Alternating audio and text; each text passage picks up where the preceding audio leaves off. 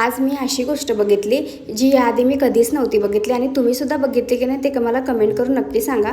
So good morning. हा vlog असणार आहे माझा गावाकडचा. मी मावशीकडे गेलेली 2 दिवसासाठी.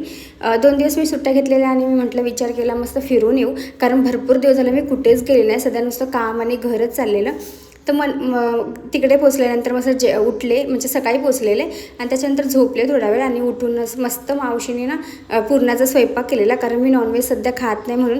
आणि हा व्लॉग असणार आहे 2 दिवसाचा, म्हणजे मी 2 दिवस होती आणि त्या दिवशी नंतर मी सहज काहीच केलं नाही. दुसऱ्या दिवशी उठले, मस्त चहा वगैरे घेतला आणि मस्त देवपूजा वगैरे केली, कारण देवपूजा करायला मला खूप जास्त आवडतं आणि माझं हे पण चालू आहे ना, पारायणसुद्धा चालू आहे. त्याच्यामुळे मग मस्त रेडी वगैरे झालो आणि म्हटलं गावातल्या ज्या ग्रामदेवता आहेत आपल्या तिकडे जाऊन मस्त दर्शन करून येऊयात, म्हणून मावशी आणि मी मस्त रेडी झालो आणि मस्त सगळे गावातले जेवढे देव आहेत तिकडे मस्त सगळीकडे दर्शन वगैरे केलं, नारळ वगैरे फोडलं, खडीसाखर वगैरे ठेवलं.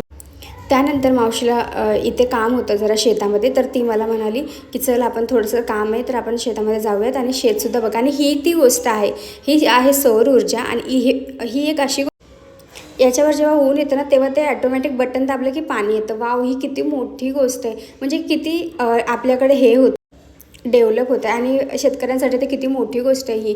आणि हे जे नळ बघतायत इथे ना, आम्ही जेव्हा लहान होतो ना तेव्हा मस्त पाणी भरायचो आणि एवढी मोठी रांग लागायची. आणि ही माझी नात आहे, विचार करा, ही मी तिची आजी आहे. असं वाटतंय का? कोणीच म्हणणार नाही, पण खरंच ती माझी नात आहे आणि मी तिची आजी आहे. सो नंतर मग घरी आले. मस्त मावशीने माझ्या हे शेंगोळे बनवलेले, कारण मी चाललेले आणि संध्याकाळी काय घेणार ट्रेनमध्ये, त्याच्यामुळे म्हटलं ती मला बोलली की हेच घेऊन जा. आणि इतकं सगळं तिने मला बांधून दिले, कारण सध्या मी एकटी राहते सगळ्यांना माहिती आहे.